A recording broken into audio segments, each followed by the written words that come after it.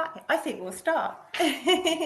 Welcome and thank you for joining us for the IMRF Forward Look webinar 2024. My name's Caroline Jeep and I'm the CEO of the IMRF. The team and I are thrilled that you are joining us today to find out more about the plans that we have and how we can support your organisation. We're also thrilled to be joined by Herbie from Ascension Island. As you can see, we have a packed agenda. Today will be co-chaired by Alex and I. Alex is an IMRF trustee, as well as the CEO and Commissioner of Maritime Rescue New South Wales. Then we have Clay, who's giving us a whistle-stop tour of the 100 years of the IMRF. Clay's also an IMRF trustee. This will be followed by Rowley, who's offering us a perspective of the IMO and search and rescue. Then my colleague Yako, who's joining us slightly later, he's doing what to expect in 2024. And then we move on to Herbie's presentation about building resilience in the face of isolation and the benefits of IMRF membership. We wrap up with a Q&A chaired by Alex. As always, please write your questions in the chat. It would be really fantastic if you could use the Q&A button, which is on the right-hand side, and write your questions there. We'll answer all questions at the end of all the sessions in the Q&A panel. Thank you. Before we start, we thought it would be really good just to give a quick whistle-stop of what we achieved in 2023 as the IMRF developed global SAR capabilities worldwide. I have a particular couple of highlights that I would quickly just like to share with you all. First off was our World Maritime Rescue Congress in June. I know that many of you attended this, and it was fantastic to see 500 of the IMRF family get together to share and learn. We've also, over the course of 2023, as many of you have either joined online or in person, our SAR workshops, our SAR UOK campaign. We've also run this campaign on social media, and we've been really lucky that so many of the SAR community have come together to share their stories. For me personally, it's been fantastic that our online workshops in 2023 were attended by 150 people globally in total. We've also continued to run training in Africa in collaboration with the IMO. We've run 7 online trainings in 2023, focused on 20 countries within Africa. We also ran 2 in-person Women in SAR trainings in Africa, with 30 women across Africa coming together to learn, network, and share their experiences. Lastly, we've welcomed 20 new members into the IMRF community in 2023, and our European regional meeting that went online in the pandemic came back in 2023 as our annual meeting, as we seek to be more inclusive to our global membership. So, what are we doing in 2024? I'm not going to focus too much on that because my colleagues Rowley and Yako are going to cover that off in greater detail. But we're carrying on our mission, developing SAR capabilities globally. And also it's our centenary. For me and the team, some personal highlights are we're celebrating 100 years. More from that from Clay. We're going to have some interesting and exciting projects coming up as we celebrate our centenary. We're launching a centenary coin. We have a full communication plan in place. Clay will be carrying on with his centenary blog, and this will culminate with our annual meeting later in the year with Hellenic Rescue Team.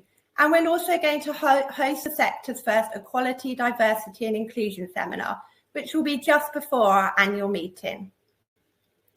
So now I'm really excited to pass over to Alex. He's just going to talk quickly on how these plans support your organisation. Thank you, and thank you, Alex.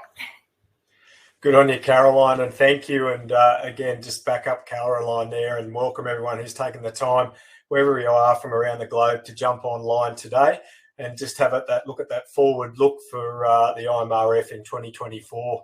I'd just also like to welcome and acknowledge any other trustees that are online today for this webinar.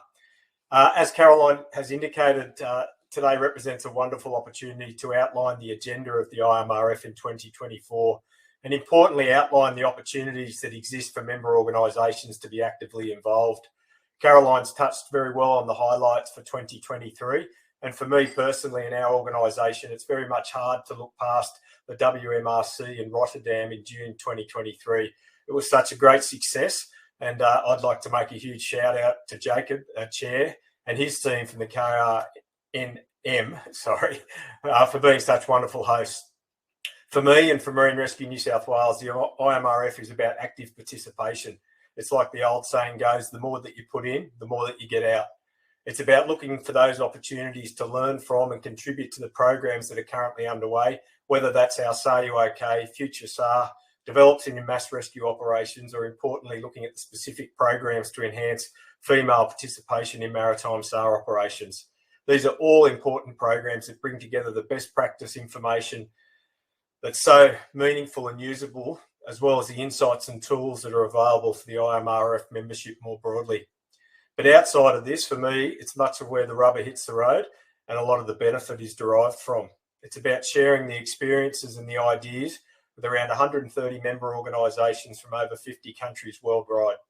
Like Marine Rescue New South Wales, where much of the rescue workforce are volunteers, many of our member organisations rely on the voluntary workforce to be rescue ready. The IMRF gives that cohort and salaried staff together access to broader network of information, opportunity to access worldwide programs, and for the lucky few, to attend to different jurisdictions around the world to share their experiences more firsthand. I've certainly had feedback from our membership, and I can see a couple online tonight, about their interest in the IMRF initiatives. And this year as an organisation, we'll be looking to participate more actively in programs like the Lifeboat Crew Exchange, as well as some of those other key initiatives that Caroline's touched on. I'm super excited, I guess, by what the IMRF has to offer in 2024, being the centenary year. And again, I can compliment Caroline and her very, very small team for the work that they do behind the scenes and for pulling together this forward-looking webinar today.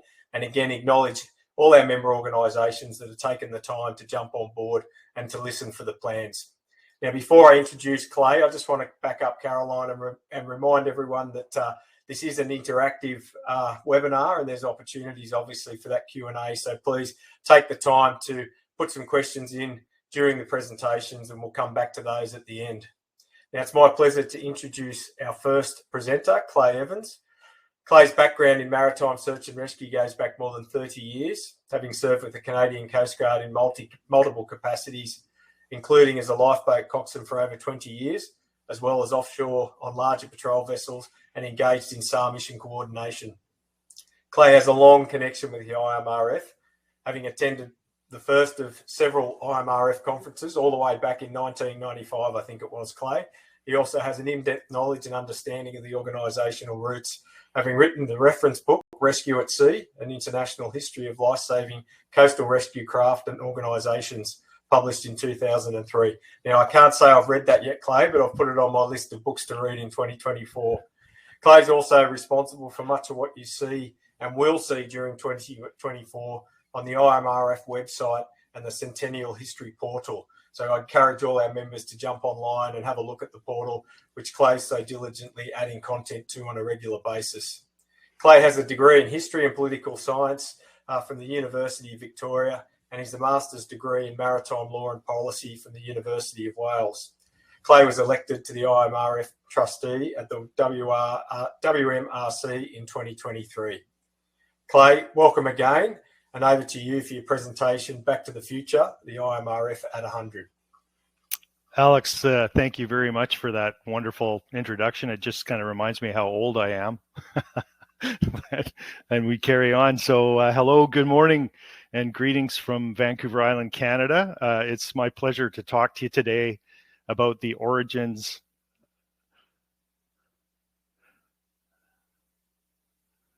Here we go. About the origins of the International Maritime Rescue Federation and how that history connects to the very important work being conducted today and moving forward. To do this, I'm going to begin in London, England, over 100 years ago in the summer of 1924. The story of the IMRF is the story of the world's coordinated efforts to save lives at sea over the course of the last 10 decades. In 1824, Sir William Hillary, founder of the Royal National Lifeboat Institution in Great Britain, stated, "People in vessels of every nation, whether in peace or war, are to be considered equally the objects of this institution."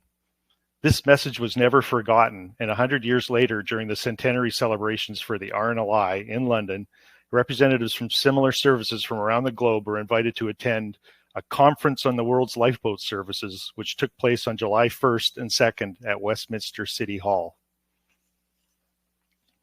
Following the presentation of several interesting papers, Count Kozo Yoshi of the Imperial Japanese Lifeboat Society put forward a motion stating that a new international lifeboat organization be established, that it should be registered with the League of Nations, that it should promote cooperation between the world's existing lifeboat services, that its members should assist in the establishment of new lifeboat services in areas of the world where they are needed. Count Yoshi's motion was unanimously adopted by all of the delegates at the conference, and I felt that maybe the best way to see how the IMRF's past connects with its present and future is to compare notes with what this founding father considered to be important and see whether these four basic elements of the Count's motion ever became reality. As mentioned, the first element of Count Yoshi's motion was that a new international lifeboat organization be established. This did happen eventually, but it took 67 years, and it's still evolving.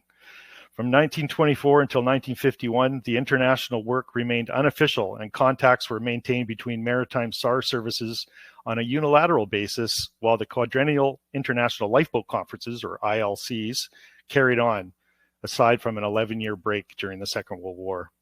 In 1951, at the 6th ILC in Belgium, the RNLI graciously offered to officially become the Secretariat of the International Lifeboat Conferences, and the RNLI headquarters became the international clearinghouse of all things maritime SAR, including working closely with other key maritime rescue organizations in Europe and overseas. It would not be until 1991, at the 16th ILC in Norway, that the organizations surrounding the conferences would officially be named the International Lifeboat Federation, or ILF, with a secretariat continuing to be supported from the RNLI's headquarters in Poole. In 2003, the ILF became a standalone charity and a non-governmental organization registered in the UK, and by 2007 had officially changed its name to the International Maritime Rescue Federation, or IMRF, primarily to recognize the much broader spectrum of maritime SAR elements that had evolved since 1924. As a result of this change, the International Lifeboat Conferences became known as the World Maritime Rescue Congress, and fantastic one last June in Rotterdam. The second element of Count Yoshi's motion was that it should be registered with the League of Nations. Unfortunately, the post-World War I global turmoil did not bode well for the success of the League of Nations, but Count Yoshi's vision would eventually find traction. The importance and relevance of the work of the international maritime SAR community, primarily through the vehicle of the International Lifeboat Conferences and the intersessional meetings, did not go unnoticed. And in 1985, the International Maritime Organization, IMO, a branch of the United Nations, granted the International Lifeboat Conference non-governmental consultative status, quote, in recognition of the good work being undertaken and due to a growing need for an organization to act as a focal point for maritime SAR, thereby making the International Lifeboat Conference a representative body for a large portion of the world's maritime rescue services. International cooperation is at the core of the IMRF's 100-year history. It is what all of this is about. From its initial formation in 1924 to its work with the International Committee of the Red Cross, the protection of rescue craft during armed conflict, to its extensive work with the IMO on international maritime SAR plans, conventions and protocols, more from Rowley coming up. All of this has been chronicled and discussed at these key gatherings. So the Count's second proposal became a reality as well.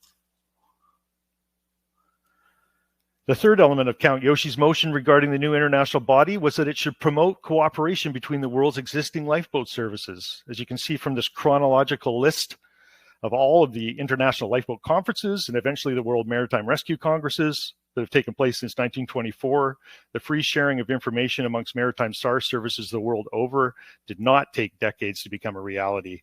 Similar to the Count's motion, one of the IMRF's primary missions today remains that of promoting cooperation, exchange of information, research and development, advice and consultancy between the maritime SAR services of the world.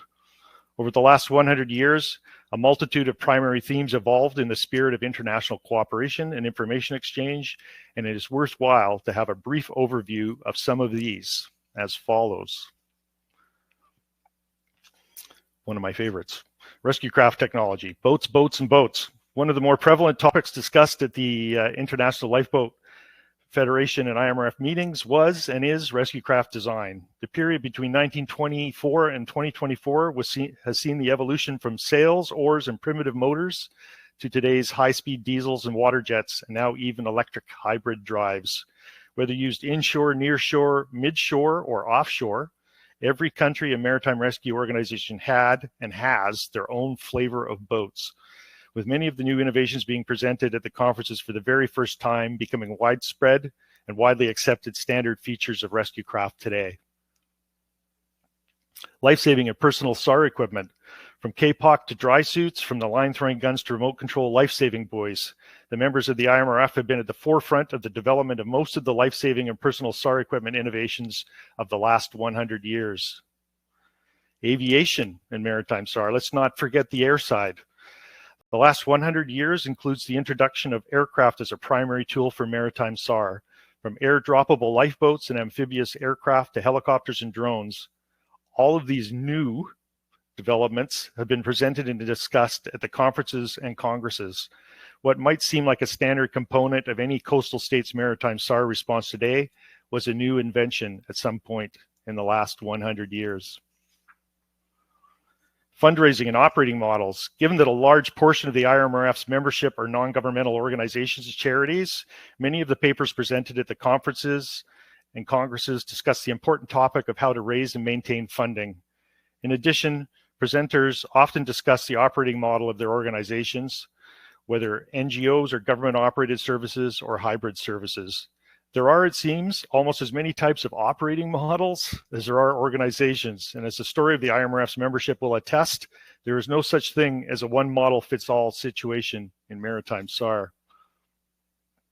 SAR communications and coordination. None of what the world's maritime rescue services do works without efficient and effective methods of communications and coordination, and someone having the back of those that venture out to or over the sea in the worst of conditions. From flags and flares to radio telephony and satellites, a multitude of papers and innovations were presented over the last 100 years, which chronicle how rapidly command and control technology has evolved and how, through this joint sharing of technical information and practices, a very standardized and effective global maritime SAR response regime exists today. Training, from surf drills to simulators and large-scale exercises, the business of maritime rescue has always been one of calculated risk, and one of the primary means to mitigate that risk is through training. The sharing of knowledge around training has been one of the key missions of the IMRF, as well as either directly or through its members, providing maritime SAR training to existing and emerging SAR organizations around the globe. I love that historic RNLI training photo in the middle. All the men are standing around, adding extra weight to the lifeboat while the ladies do all the heavy hauling. No comment. Also, another primary information sharing theme, the IMRF is at the forefront of maintaining international awareness on the important topic of mass rescue operations today because, unfortunately, over the last 100 years, many large-scale maritime disasters have occurred, and the lessons learned were discussed at the conferences and congresses. This focus area led to the IMRF initiating the Mass Rescue Operations Project and becoming the leading center of expertise on the topic, including with the help of its member organizations, the holding of the very successful G5 Mass Rescue Operations Symposiums and subject matter expert courses, and more on that from Jaco coming up. Last but not least of these themes between congresses was and is the intersessional work. As the International Lifeboat Conferences evolved into the International Lifeboat Federation and into the IMRF, and modern means and methods of communication and travel improved, the number of intersessional and regional meetings and programs also began to increase.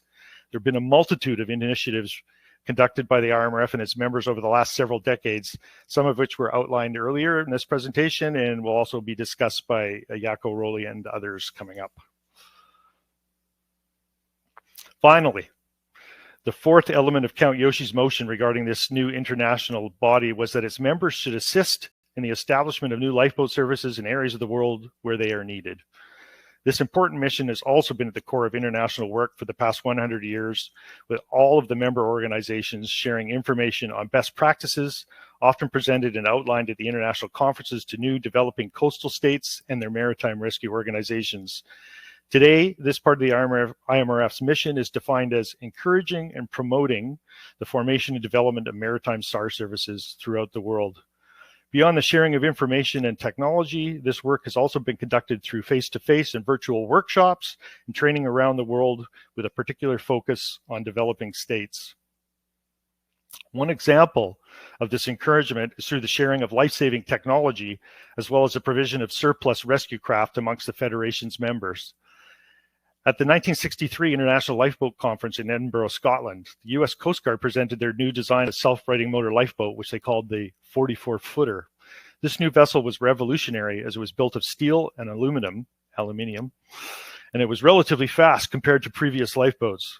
Several delegates at the conference were so impressed that they adapted the design into their own life-saving fleets, including the RNLI, the Canadian Coast Guard, and the rescue services of Iran and Portugal.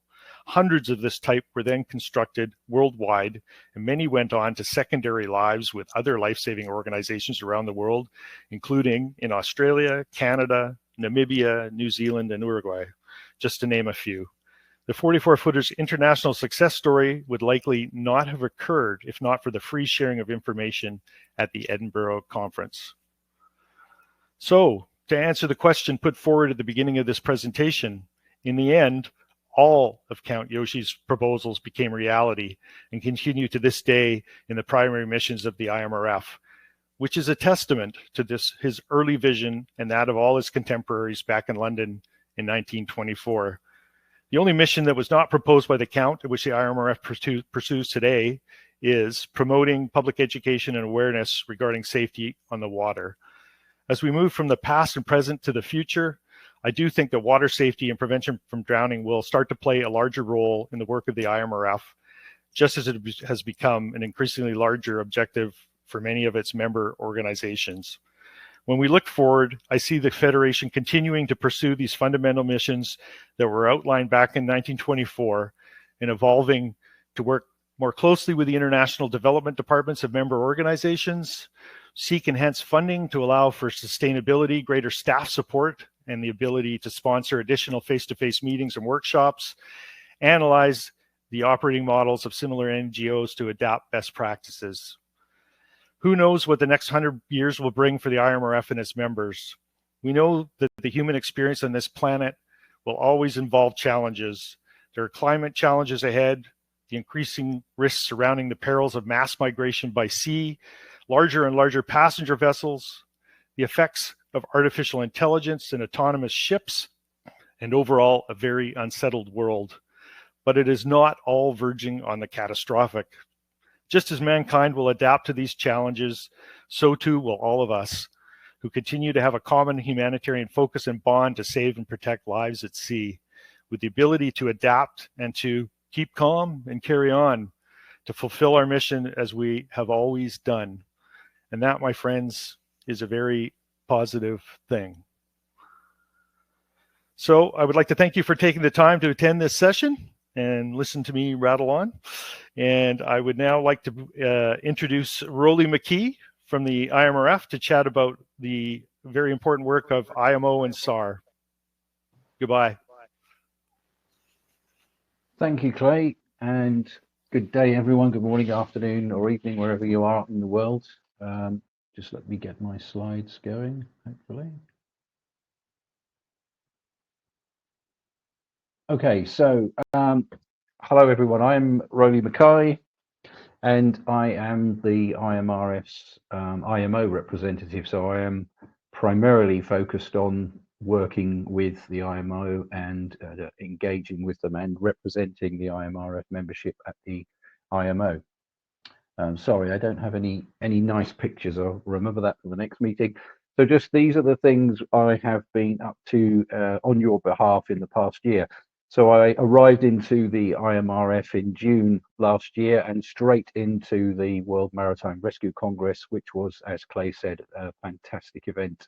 Some very, very interesting presentations, many of which I missed. I was hit the conveyor belt running and had to chair some meetings, and I missed some of those presentations, but there was excellent material there, and I look forward to the next one.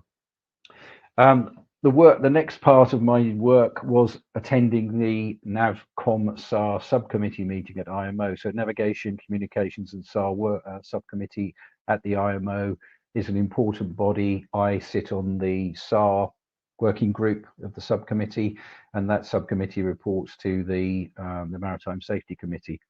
And there are a number of issues going on in the NavCom SAR working group for SAR, which will affect the IMRF membership, lifeboat operators, and rescue centre coordination, maritime rescue coordination centre staff.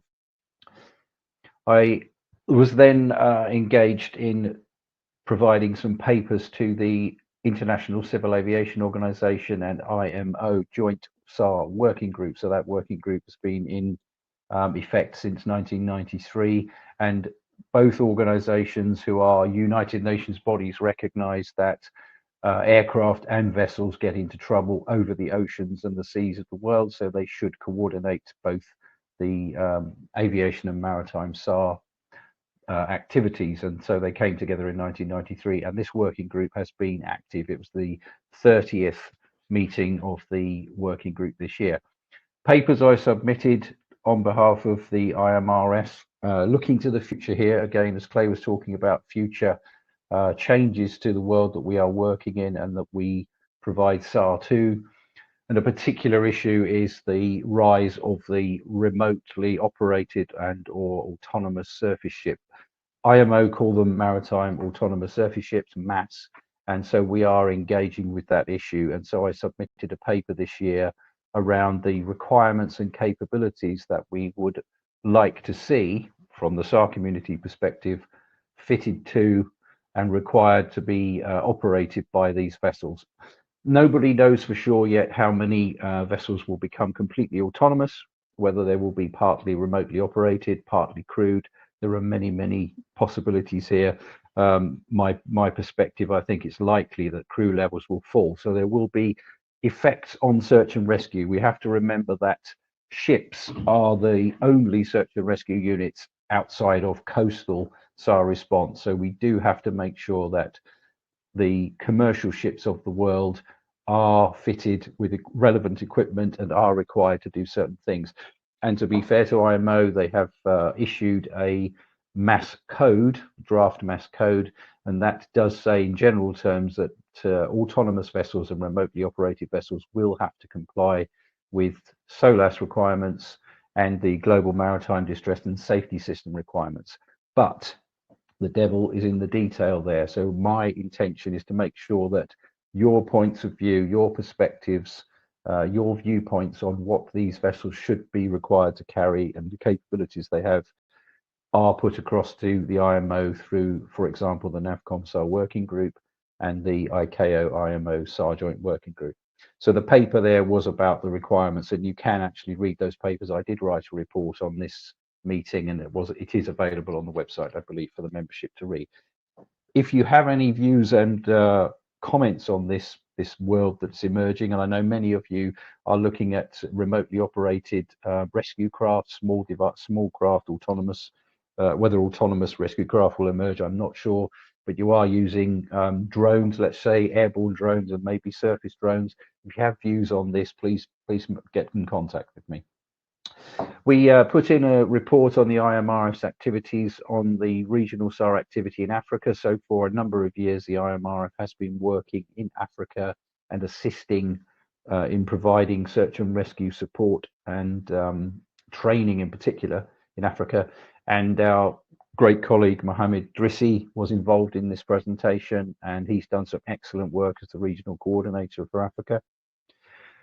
Another concern, and once again, this is about the rise of technology, concerns currently of a lack of standardized sweep width or detection performance data for electro-optical camera systems. So I know many of you with sophisticated lifeboat services are using these types of cameras and detection devices. The US Coast Guard in particular, and I picked up at the World Maritime Rescue Congress, listening to some of those presentations, that there are no standards at the moment. The manufacturers say that their devices will detect objects to certain distances, in certain weather conditions, in certain sea states and light levels, but we have no international standard. And as an ex-SAR coordinator myself, I was 30 years in the United Kingdom Coast Guard. I have concerns that SAR mission coordinators do not have the relevant data that would allow them to plan a search. So we are looking into this. And once again, if you have views on this, I would very much appreciate your input. One of the places you can do that input is the Global Maritime SAR Forum, which I'll come to in a few moments. We also put forward a report on the development of the IMRF Rescue Boat Manual. And we are aspiring to have this developed further into an IMO model course. So we have a working group that we have created in the IMRF that is setting out on this journey to hopefully encourage the IMO to have it as one of their model courses. So the IMO has a number of model courses to allow training organizations around the world to develop standardized procedures and processes for whatever activity it is. And we think that a shore-based rescue boat model course is a good way forward. We did have the support of the previous IMO Secretary General, Mr. Kitak Lim. He was very supportive of this, and I am in contact with IMO Secretariat to discuss this and try to drive this forward. It's going to be a bit of a slow burner. These things take time. The IMO moves steadily but slowly, a little like a ship, really. Keeps moving, but slower speeds. So we are working on that, and you're welcome to input to that if you wish. We also had a request from the ICAO SAR Joint Working Group the previous year in 2022 that the IMRF consider creating a library of important SAR documents that are not currently held in the IAMSAR manual. So the IAMSAR manual is quite a large document set already. There was really no room to put more information in there, but there are a number of circulars that the IMO has and a number of other papers that had been submitted to the SAR Joint Working Group that were considered to be important for SAR people to be able to access. We haven't come to a conclusion on this at the moment. There is some documentation on the IMRF website to this effect, but we do have to continue to do some work on that. One of the issues is funding, of course, to provide the money to pay for this activity. And also another question asked of the IMRF was, would we be able to host an international SAR events calendar, which is currently hosted on the ICAO website. Once again, funding is an issue, and we were uncertain around whether or not this was an important thing to operate, and maybe the ICAO will just continue to run this. Moving on, whilst I was shortly after the ICAO IMO SAR Joint Working Group, the IMO ran an Africa Regional SAR workshop in Cape Town in November last year, and I attended that along with Mohammed Drissi. That was a very useful and very interesting event run by an officer from Malta, and really interesting. We had very good input to this, and some useful ideas have come out of it. And I think these regional SAR workshops can be very useful and very beneficial. As I said, I'm coordinating and chairing the working group on the development of a rescue boat operators model course. I've explained that, so I won't say any more on this. I also we have set up, the IMRF has created the Global Maritime SAR Forum. It's a evolution of the Future Technology panel, so it's a reinvigoration of that panel. It did excellent work. There's some fantastic ideas and good events happened there, but we're trying to expand the subject area from just technology to any SAR subject. So we're talking about procedures, processes, training, technology, whatever anyone wishes to talk about, we will talk about it so long as it is related to search and rescue. So we have an ongoing, currently monthly program of meetings where we have usually a presentation for around 45 minutes and then allowing another 45 minutes for discussion, and that will talk about anything to do with SAR. So if you have particular issue you'd like to talk about or present on, please contact me.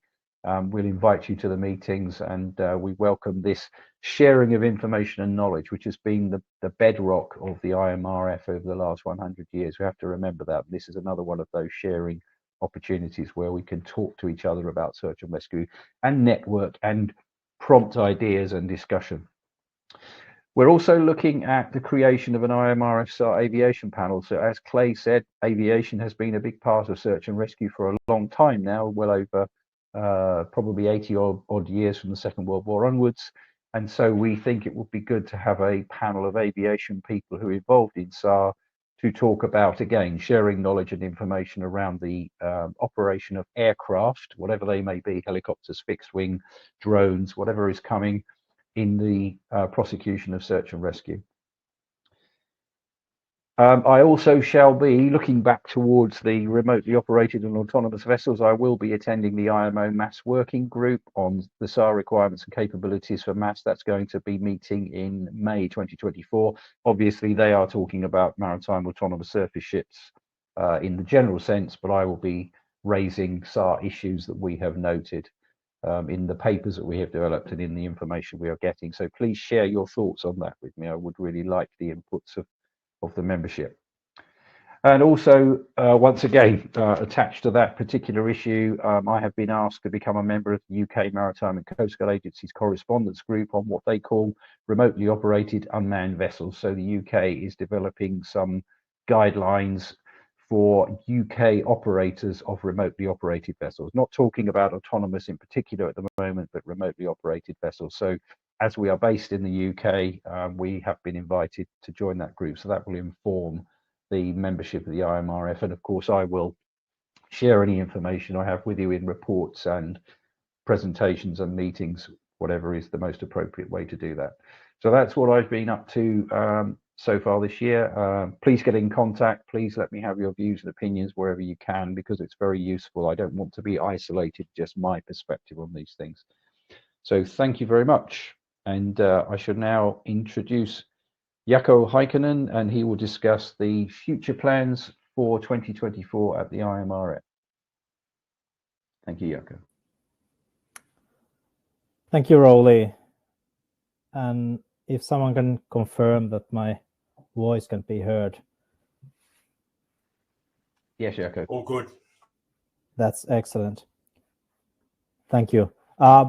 So my name is Jaakko Heikkilä. I'm the International Program Manager at the IMRF. I started in August last year and will be working part-time in that position. I'm working like a couple of days a week for the IMRF. But now Rowley and Caroline and Clay already mentioned some of the work that we're doing. So I'll just wrap that up and sort of go through the year, what's in store for us in 2024 from the IMRF. And if we look at the upper row where there's like the months or the calendar timeline kind of thing, I'll go through that first. So I won't be telling any dates, exact dates, because those can be found on the IMRF website. But let's look at it at a monthly basis. So we're going in January, we have this Forward Look webinar. And in addition to this, the member section of the IMRF website has been updated in the past couple of weeks or months. And we are expecting to open that in the next few weeks. So expect during January, the member section will be opened on the IMRF website. In February, we'll have the SAR UK guidance. We'll be launching that in a webinar. SAR UK is the program on mental health and well-being of the search and rescue crews, and we'll be providing a guidance on that. So look out for information on that. In March, we will have the Future SAR final report. I'll say a few more words about Future SAR in a while.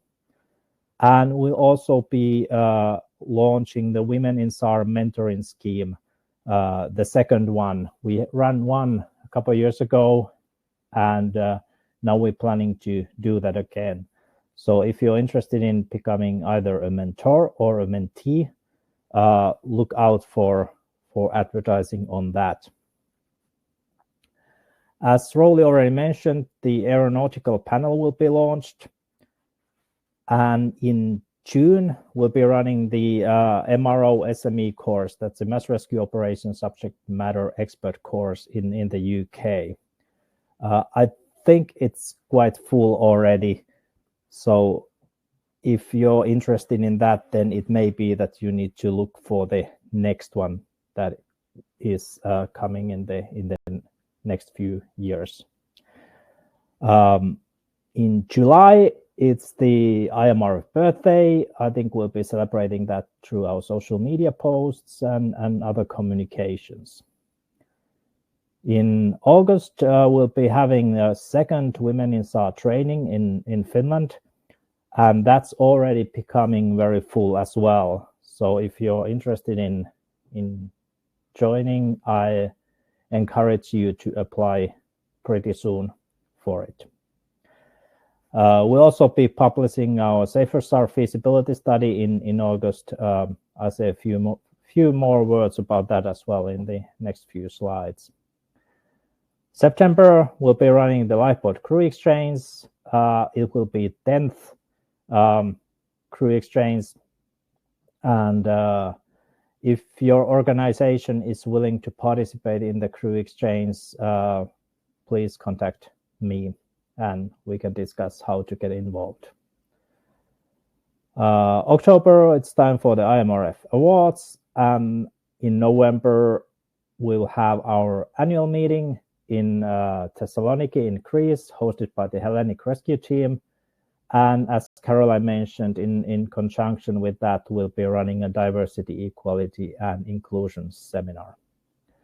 And then we'll also be publishing our updated Women in SAR report in November. And we'll have the IMRF board meetings every couple of months or so. They're not exactly maybe on those months as they are indicated, but basically every couple of months the board will be meeting, mostly online. Future SAR and Safer SAR, I'll say a few more words in a while. And as Rolly mentioned, the basic rescue boat model course will be developed throughout the year in the working group. Then we have the mass rescue operations update going on. There is a working group that has been established for that. And Clay Evans is running that working group. And as Rolly mentioned, the IMO representation and advocacy goes on throughout the year. We have two focal areas for this year. The other one is the centenary, the 100 years of IMRF. And the other focus area is membership. So we are willing to, or very interested and willing to increase our membership. For one thing, because of course, budgeting reasons, but the other thing is because IMRF is all about sharing information and exchanging views and thoughts. And the larger our membership is, the more we can exchange and the better we do that job of uniting the global SAR community. So if you know any organizations in your country or in your area that you think would be good members of the IMRF, then it's a good idea to give them a recommendation. Few words about the Future SAR and Safer SAR. So Future SAR is our program on which looks at the impacts of climate change on search and rescue organizations. And it started last year. The final report will be published in end of March, I think. And it's currently ongoing. The first draft is being commented on by the working group. And we managed to identify around 80 to 90 different impacts on search and rescue organizations, and they are all outlined in the report. And then we hope, of course, that it's not only about identifying the impacts, it's about sharing best practices. So we wish that we find funding to continue this program so that we can look at how to deal with the issues, basically. So how can we share the best practices to adapt to climatic change across the whole SAR community. So even though that this first stage of the program is ending, we really much hope that we can continue running this program even after this.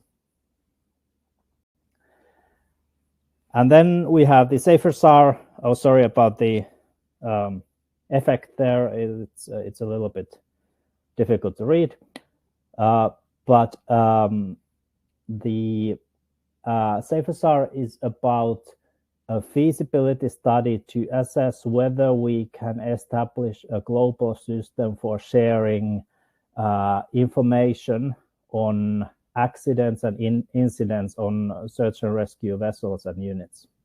So each organization, or many organizations, have their own systems where they report accidents and incidents that happen to their own vessels, but there is no global database or no global system for sharing that data. We have some limited cooperation in that field. For instance, after the tragic loss of the SNSM lifeboat in 2019, the SNSM and the RNLI collaborated to increase the level of safety in both organizations. But as mentioned, there is no global system, and now we are looking into this issue of whether it is feasible to share that data. And actually the first working group meeting is tomorrow, so we'll be it's going good at this point, and we expect to have a feasibility report ready by September this year. So just to recap a couple of things. You can join us live at the Mass Rescue Operations Subject Matter Expert course, although, as I mentioned, it's getting full. The Women in SAR training in Finland is another opportunity to join IMRF activities live. The lifeboat crew exchange in September, so it's a exchange between organizations. So if you're interested in that, please contact your own organization and see if they can get involved. And then we have the annual meeting and the DEI seminar in Greece in November. But you can also join us online in several of events, including the Global Maritime SAR Forum that Rolly mentioned. Actually, the next meeting is this evening, I think. Then there will be lots of webinars and report launches throughout the year, so watch out the IMRF website for those. The aeronautical panel will be launched. Then we'll have the Women in SAR mentoring scheme. You can also join us in our SAR Academy, which is our e-learning platform. It currently hosts one course, the Basic Rescue Boat Operator Manual, but we are planning in the next couple of years to widen that platform. And also we have our weekly news and communications in the newsletters. We have our SAR Matters blog, and we have the working groups that are going. Actually, I think none of the working groups are at the moment looking for people, but as they are, we'll be announcing them on the website and in our communications. If you're not yet subscribing to our newsletters, please do that. It's a good way to find out where the IMRF is going and what is coming up. And that's it from me. That will be 2024 from the IMRF perspective. And now I have the pleasure of introducing Herbie Meth, who is the lead and trainer at the Sea and Land Rescue Services at the Ascension Island.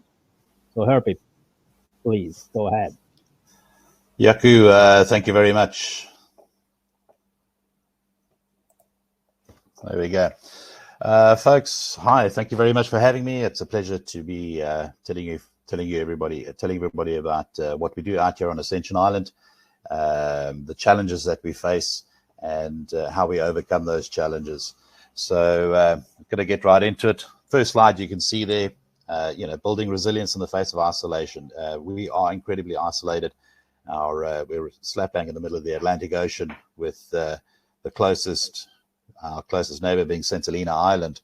So this certainly does pose some challenges for us. Just by way of introduction, so prior to coming to Ascension Island, I used to work for the National Sea Rescue Institute, or the NSRI, down in South Africa, and I worked as a National Training and Development Officer. I was also a volunteer coxswain at one of the sea rescue stations down in Simonstown, and then so I did my time there, cut my teeth there in SA, and I'm out on Ascension Island, heading up the Sea and Land Rescue Service.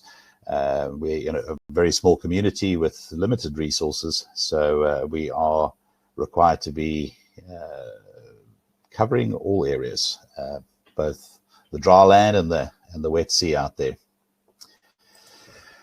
So a little bit about Ascension Island. As I said, we're in the middle of the Atlantic, but we are a British overseas territory. So we're part of the St. Helena, Ascension Island, and Tristan da Cunha Island overseas territory. So we are a UK island, but essentially we are a military base. We have two military organizations represented on the island. There's a runway which is shared by the Royal Air Force and the United States Space Force. All the other organizations that are on the island, so the government itself, and we have a couple of commercial enterprises, they're essentially mostly here to support the military forces. And this is what we call a working island. It's not your typical tourist type island at all. A lot of people compare it to an oil rig, really. So it's quite a unique place. Absolutely beautiful, absolutely stunning, but very unique. Very small population. It bounces around the 850 mark. There's a lot of comings and goings with aircraft in and out, and there is a small population of children as well. So we do have a little school on the island. There's the lucky few families, of which I'm one, that are able to come out here with their families. So a really, really small community, which can be a challenge. One of the unique things about this place is there's no right to abode. You're here on a working contract, every single person on the island, and once your contract's over or not being extended, you need to leave the island. You essentially can't buy property here. You can't retire or anything like that. So once your work is done, you're off as well. And along with that are the children. When they turn 18, they have to leave the island unless they find employment on the island. So yeah, quite a unique place. General life on Ascension, and it's the general life after work activities that typically lead to the incidents that we need to respond to. So we do have quite a rugged coastline with very strong undertows. We're very fortunate to have green turtles. It's one of the largest green turtles nesting sites in the world. So annually we see about 5,000 of these beautiful creatures come ashore to lay their eggs. We've got some amazing hikes, and that forms a part of quite a big part of what we do, is having to go and assist hikers that have gotten themselves into trouble. And then fishing is amazing here. So there's, a lot of people have their own private boats, and they're heading out on the weekends to go and enjoy themselves out at sea, catch a few fish. This was a small tuna that we brought in for lunch one day. And obviously they, the boaters out there form a part of what we have to respond to. The picture in the middle down at the bottom, that's taken at the pierhead where we launch our vessels, and those are Galapagos sharks. We have large numbers of sharks, particularly Galapagos sharks, in their thousands, and it's not uncommon to see 30, 40 of these 2.5 to 3 meter Galapagos sharks right there on the beach. So, swimming in our oceans, besides the rugged coastline, the strong undertows, going for a swim or a snorkel or something like that, it's not unheard of to encounter a shark. So we have a few dangers, and there we go. I need to click over there. There we go. Great. So, like I said, the types of incidents that we have, because we see and land rescue, some of the hikes that we have here are they're all absolutely amazing and beautiful, but some are particularly dangerous and quite rugged. So we often need to go look for overdue hikers and things like that. We deal with general first aid response, vessels and persons in difficulties at sea. We've had a number of drownings at certain beaches that are particularly dangerous, which is really sad. We deal with medevacs from passing vessels, so we don't get too much traffic coming around a session, but they often have to divert because we are the closest help that they're able to get. So we often have to deal with that. Shark encounters, we've had a good number of quite serious shark incidents over the years, and we've had to medevac people back to mainlands.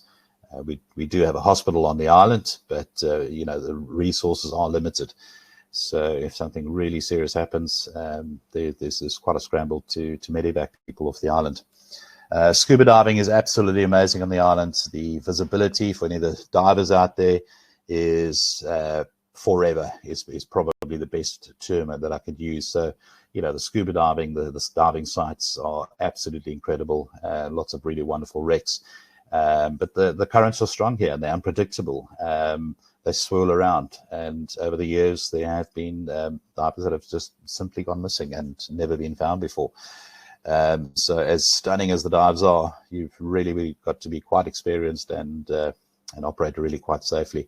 And then potentially the potentially biggest types of calls or incidents that we might have, which touch wood we haven't had yet, is an aircraft ditching. We have a number of flights in and out a week, so that risk exists, and that's something that we potentially may have to deal with. And fortunately, to date, we haven't yet, and hope we never do. So the challenges we face being out here, one of the things are emergency medical treatment. So if something really serious happens, we like I said, we have a hospital, we have one surgeon, one doctor, and a couple of sisters and nurses, but there's only so much that they can deal with. So with the more serious incidents, we often need to charter a medevac flight to get the patient to the mainland to better facilities. So that can be quite challenging. In terms of supplies and just general operations and day-to-day operations, acquiring equipment and materials and things like that, we have to plan very carefully. Annually we get about 6 ships from the UK bringing us supplies, and about 4 ships from South Africa every year. So you really have to think ahead. You have to plan ahead in terms of repairs and maintenance. To give you an idea, I have a bosun store that is filled with everything I think we might need should something fail, so spare parts for motors. And in fact, I've got an entire spare outboard motor for one of the vessels ready to go, so that we're not having to wait weeks or even months trying to get spare parts or replacements. I come from an organization in South Africa, the NSRI, where things are a lot easier in terms of acquiring equipment. If you need something today, you can get it today, and we don't have that luxury here. Flights are another challenge out of here. So the runway recently underwent a major redevelopment, but flights to South Africa only happen once a month. And fortunately, now that the runway has been completed, the regular flights, or more regular flights, have started happening from the UK, which stops over here, goes down to the Falkland Islands, and a return trip. So, so we're now getting 2 flights a week from the UK, which does certainly help in terms of us getting the supplies that we need. But there's also limited space on these aircraft, so we do have to fight for our space, if you will. Specialized repairs and maintenance. So, we have a lot of very, very talented people on the island, but there's certain things that require specialized technicians. And if we don't have that on islands, that again is going to pose another problem. It's going to take a long time for us to try and get these things sorted out. Oftentimes we're resorting to having to do it ourselves with limited training, and just sort of sharing ideas with the locals on the island. And then one of the biggest ones for us is the accredited training. So sure, absolutely, we do a lot of training with our volunteers. Every week, a few times a week, we're out there training, theoretical classes, going through the e-learning, practical sessions and things like that. But there are certain courses that my crew need that are accredited courses. So, and that's a challenge, because all our volunteers obviously work for the different organizations. And so either getting a accredited instructor out to the island to run that particular accredited course is logistically challenging, financially challenging. We do have budgets that we need to stay in line with, and if we can't get somebody out here, we like to send people off island. And again, if the course is in South Africa, then the person's off island for a month, for a week-long course. So we have those challenges as well. So how do we build this resilience? It takes a lot of hard work. That picture you see there is the way we launch here on Ascension. We don't have slipways. Beach launches are not possible. It's just too dangerous, and also the beach is occupied by the turtles for at least 6 months of the year. So the only way we can launch is by doing a crane launch, and yes, it looks quite dramatic. And this was something completely new to me, launching a boat like this with crew on board to head out to sea. But this is how we do it. And we have a lot of risk mitigating factors in place to try and reduce it as much as we can. And this is on a particularly calm day. And there are days where the surge pushes right up to the top of the pier head, and it can get pretty grumpy out there some days of the year. So how do we build this resilience? So one of the ways, because we're so isolated, we've got to educate people about the island. There's quite a big turnover of people on the island. So, we often get, every week we get new people to the island, and there's people leaving. And one of the biggest problems is, the people land on the island, the waters look amazing, and off they go, they enter the ocean, and they don't realize how dangerous our coastline is. They don't realize how dangerous some of the hikes are.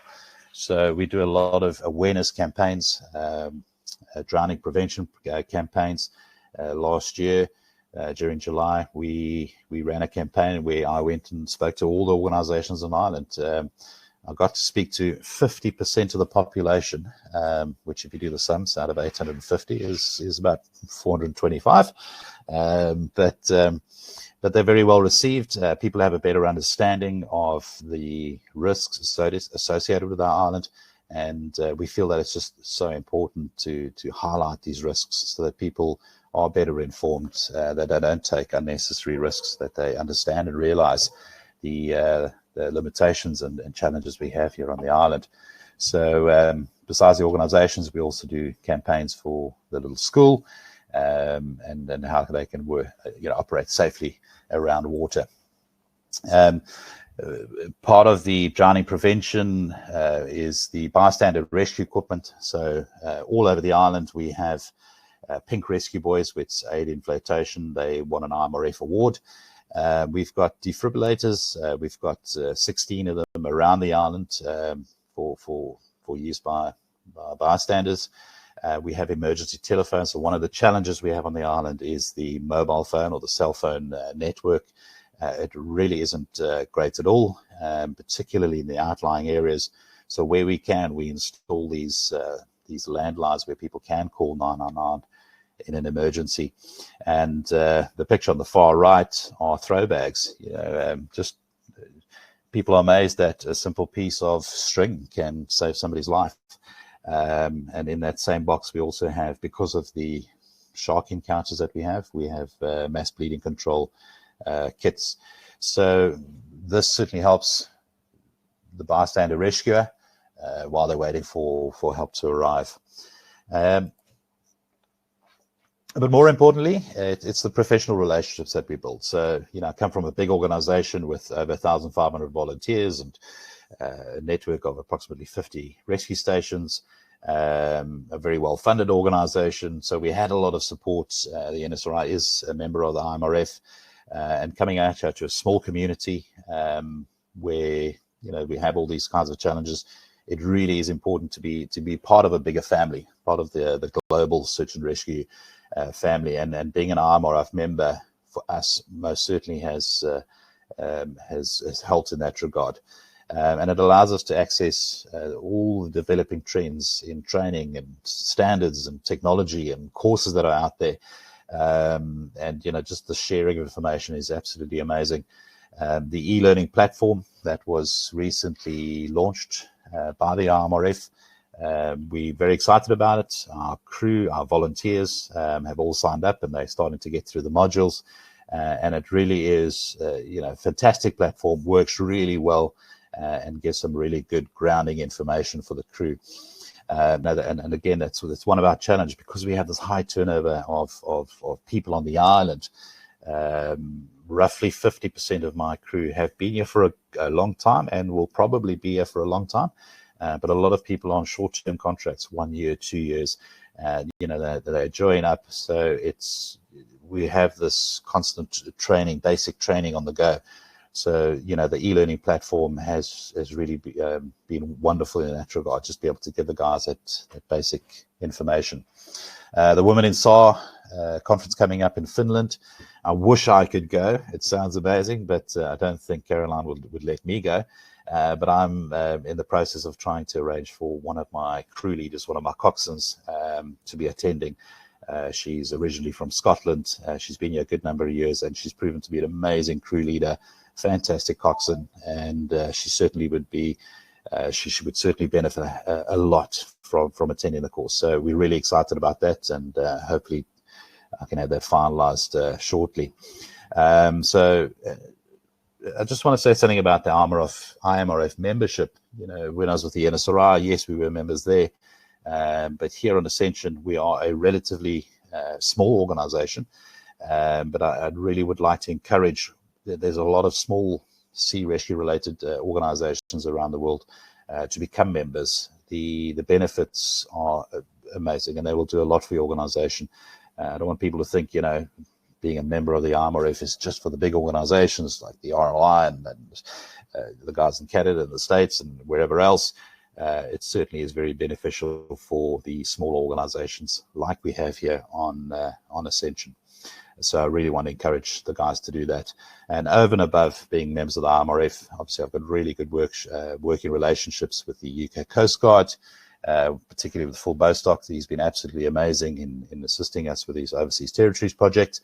And then as well as the RNLI, the NSRI, St. Helena being our neighbor as well. And we're looking at building more relationships. It really is important in terms of sharing the information. And again, like I said, just becoming part of that global search and rescue family. I did my course just to prove. So if you haven't been on it, get onto it, do the course. Really, really, really worth it. And there's my certificate that I got as well. And my crew are really excited about finishing their courses and getting their certificates. So lead by example. Great course indeed. Folks, thank you very much. I think I've exceeded my time. I hope you'll forgive me, Caroline.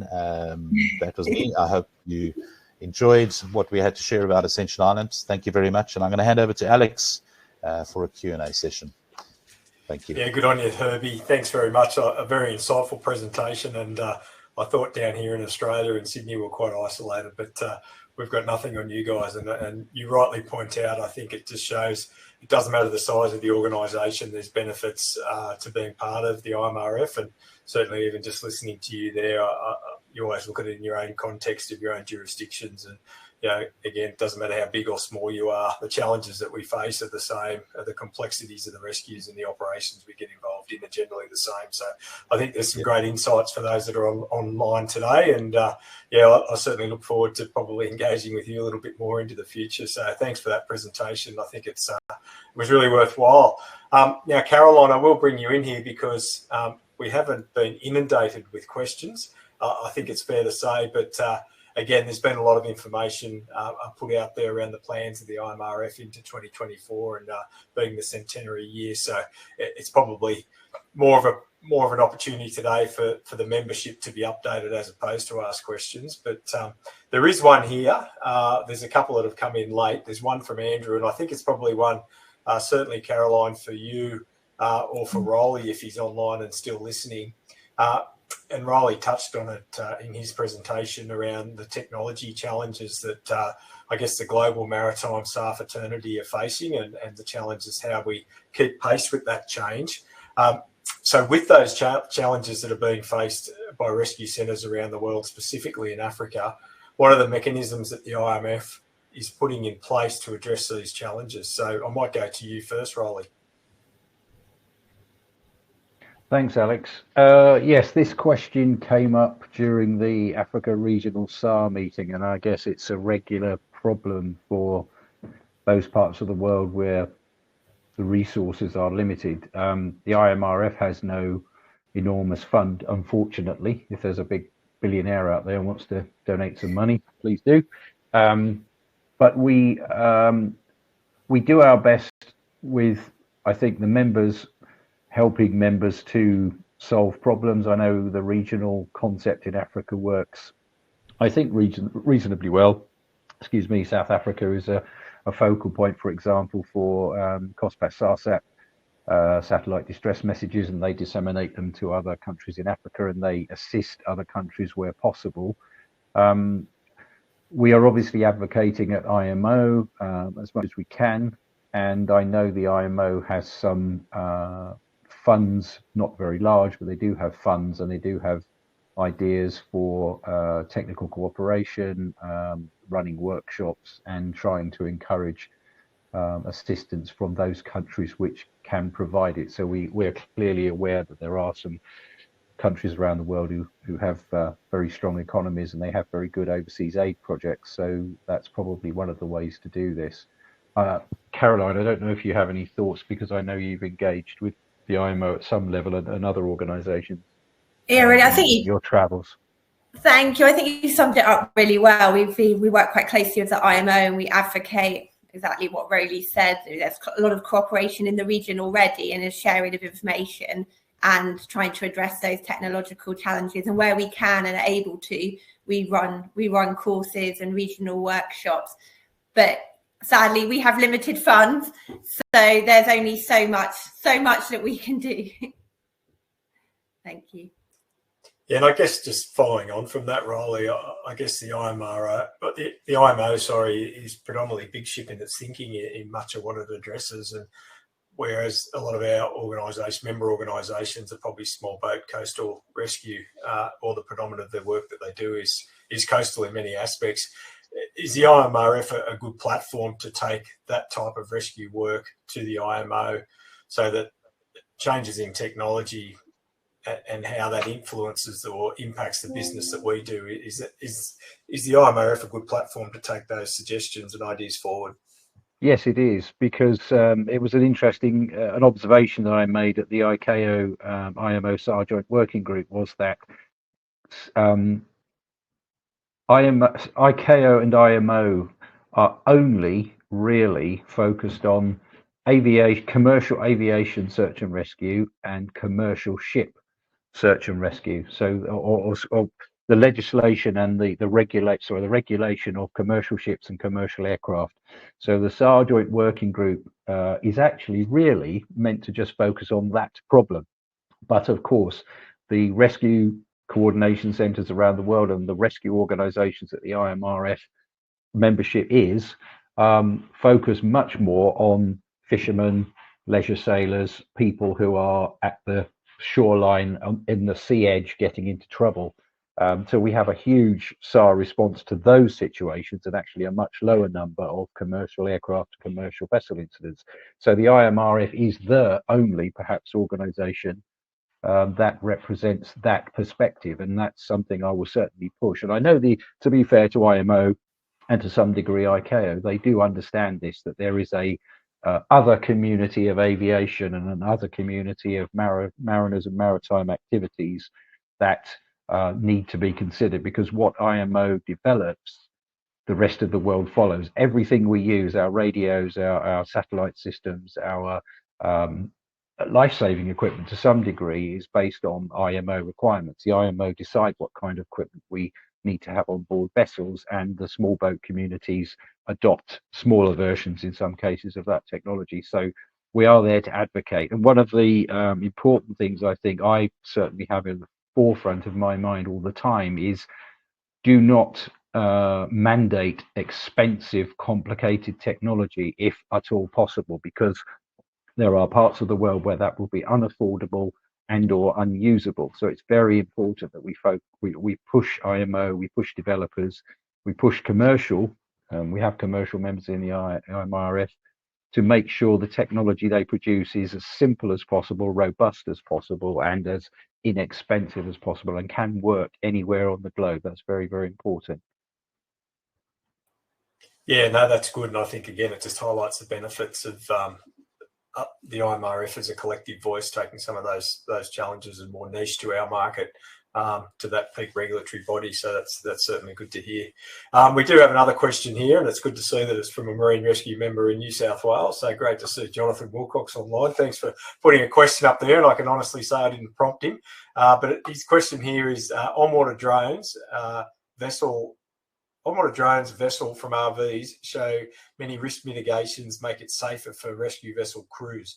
Are we looking at this technology, and how can we be involved in this research and development? So I guess, in short, it's about the drone technology as a tool in search and rescue, and what initiatives are at play at the moment. Maybe one for Jacko or Caroline or Rolly on this one. I think I refer it to Rolly, because I think to me that sounds like a maritime SAR forum issue that could be discussed there. We don't have any projects or programs going on that at the moment, but I think it would be a good starting point to take it as one topic in the SAR forum. Or what do you think, Rolly? Yeah, I think there were some very good presentations on this at the WMRC. So I know I forget, someone remind me, I know there are a couple of European, well, maybe more, are experimenting with drones, unmanned surface vessels, whatever we're going to call them at the moment. And it is an emerging technology. I know in the United Kingdom, the UK Coast Guard is looking at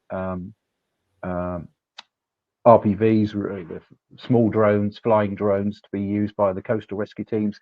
I think possibly the RNLI may be thinking about this.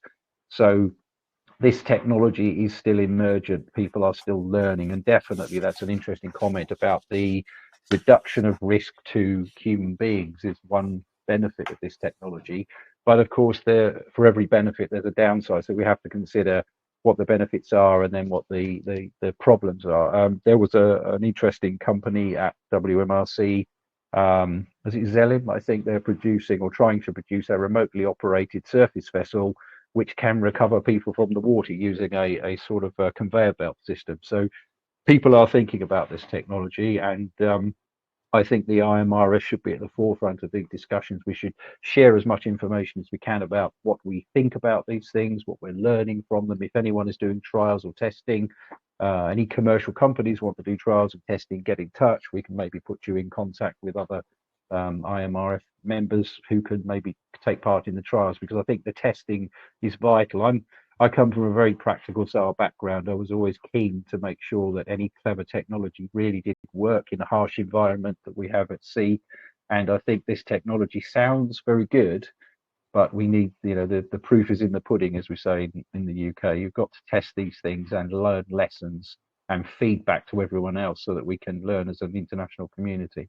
I don't know if anyone else has any other views, but as I said before, please share your views on remotely operated vessels, autonomous rescue devices, surface vessels, whatever they may be, with us, and we can put your case to the relevant bodies.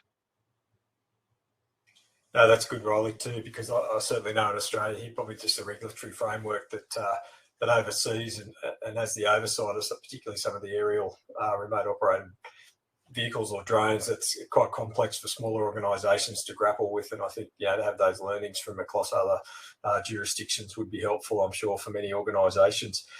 One thing that I picked up, Sorry, Alex, I'll just wait one more point. One of the important things you just flagged it in my mind was the regulatory environment you're working in, because you can't just use these things sometimes. The aviation regulatory body in your country, or the maritime regulatory body, or the police, or the whatever may have views on this. So please share those problems as well. Thanks. Yeah, no, it's a very good point. One of the things that really interests me, I guess, Caroline, it's something that we grapple with here in Australia, and particularly marine rescue, is around increasing female participation in search and rescue activities. So for us as a case, we're 3,500 members. We've got about 25% active female membership. But when we come to rescue frontline roles, that drops down to about 10 to 12%. So it's something that we've got a really big focus on here within our jurisdiction, but really interested to hear a little bit more around the Women in SAR mentoring scheme, because I'm not sure if that's something new this year. I know there's been some programs for engaging with women into the SAR fraternity, but keen to hear a little bit more about that without putting you on the spot.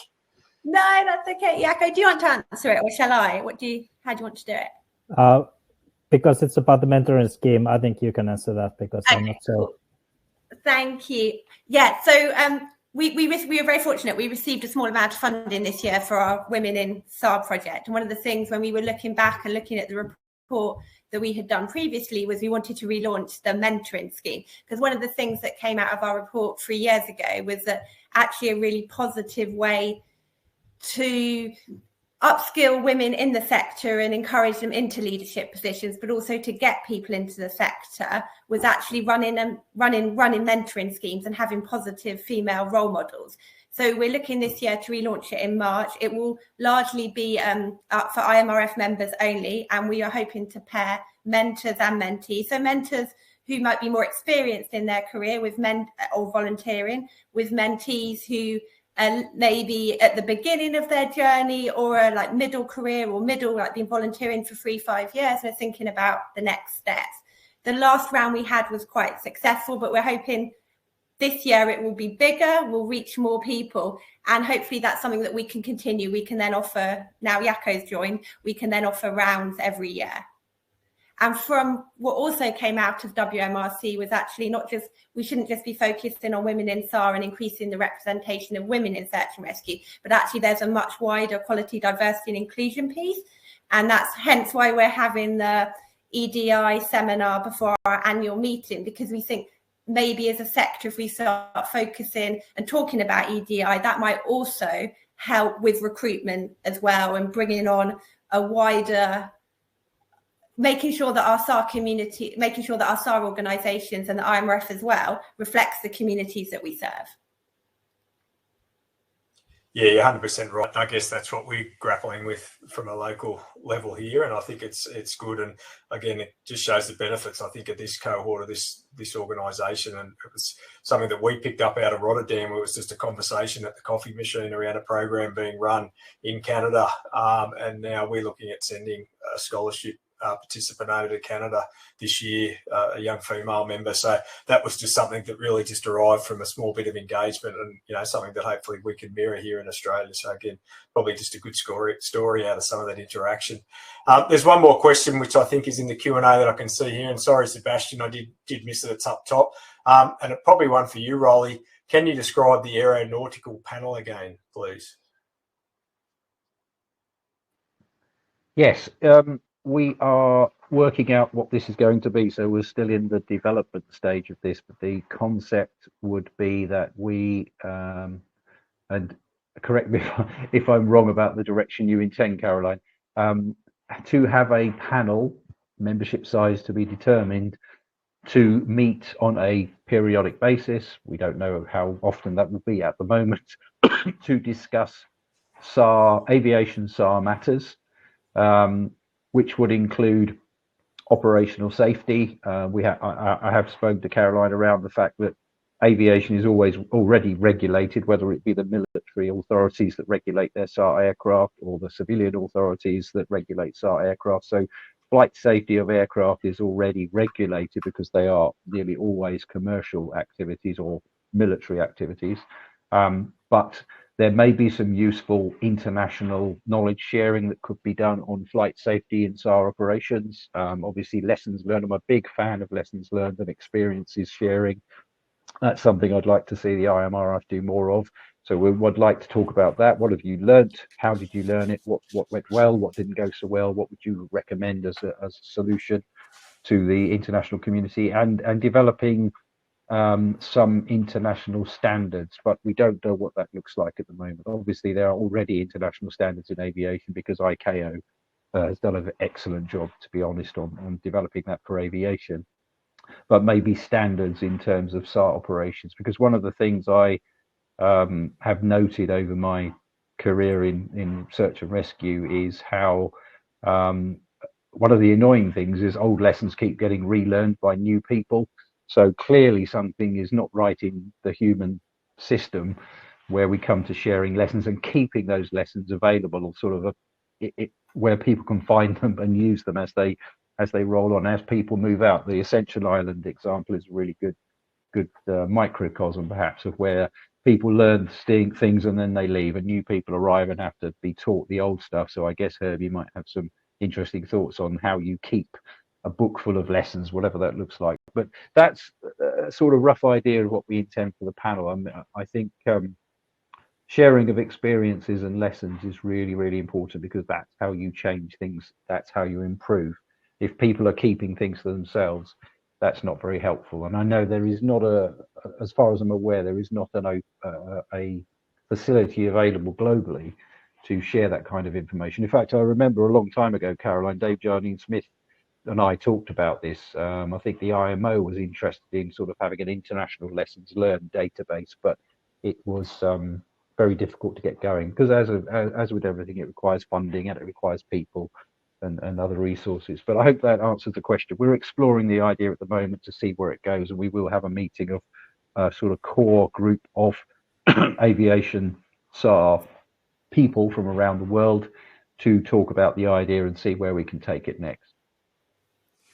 Yeah, and we're looking to launch it in April. And Sebastian, if you'd want to get in touch and want to be involved, please get in touch with Rowley. That would be fantastic. Thank you. Sorry, thanks, Caroline. No, that's all great. Now, look, there's no real other questions in the Q&A, and I guess what's pleasing to see is there's plenty of interaction happening between a few people, and I can see there's some opportunity for people to catch up and get a follow-up outside of this webinar, so which is great news. This is obviously what these sorts of webinars are also about. Caroline, are you happy now if there's no other questions that we push forward to sort of move to the closing? So I guess just in closing, firstly, just like to thank the presenters today that took the time out. So Rowley, Jaco and Clay and Herbie, who gave their time to do the presentations today. Much appreciated. I will get in contact. Herbie, very much keen to hear a little bit more about what happens over in the Ascension Islands. But that was great. There's obviously plenty happening through 2024. I think that's my key call out for this. And again, the best thing I think all of the member organisations can do is just stay connected through the website, and don't be afraid to reach out. Please email the team, even though it is very small, but please just put your thoughts and your ideas forward. Look for that active participation. As I said in my opening, it is about active participation. You're only going to get out of the IMRF what you choose to put in or what your organisation does. There's some wonderful opportunities being presented throughout 2024. It is an exciting year, being the centenary year. I'm sure Caroline and the rest of the team are going to have plenty going on. And you can see here, there's plenty of opportunity to stay in touch. Make sure you visit our website on a regular basis. That's where all the information will be. Sign up if you haven't already to our newsletters. I think, Caroline, it's where the bulk of the information is. And as you heard, a lot of the programs are filling up fast. So I've made a note myself to stop kicking a tire on some of these and actually get active and really call out my interest or the interest of Marine Rescue New South Wales. So we don't miss out. I'm hoping we get some special favours here, but there really is some great opportunities. So look, thanks again for everyone taking the time this morning or from wherever you are around the world in the evening here to listen around what's ahead for 2024. It is exciting. I wish you all well in this calendar year, and hopefully there's plenty of opportunities for us to catch up as the year unfolds. Caroline, have you got anything else to add in closing? No, just thank you to all the presenters. Thank you, Alex, Clay, Jaco, Rowley, and thank you, Herbie, for joining us as well. It was brilliant. And also thank you to you, the participants who've joined and listened to us. And as always, if you have any questions, the team's really open. Please email us. We're always, we're a collaborative membership organisation. We're here to support and assist you as much as we can. If you're not a member organisation yet, please join us. There's the link there. If you have any questions about joining us, then please let us know. We look forward to working with your organisation, more importantly, and also my team and I really look forward to continuing to enhance Global Maritime SAR. Thank you. And that's the webinar finished. Thanks, everyone. Thank you, everybody. Bye. Thank you and goodbye.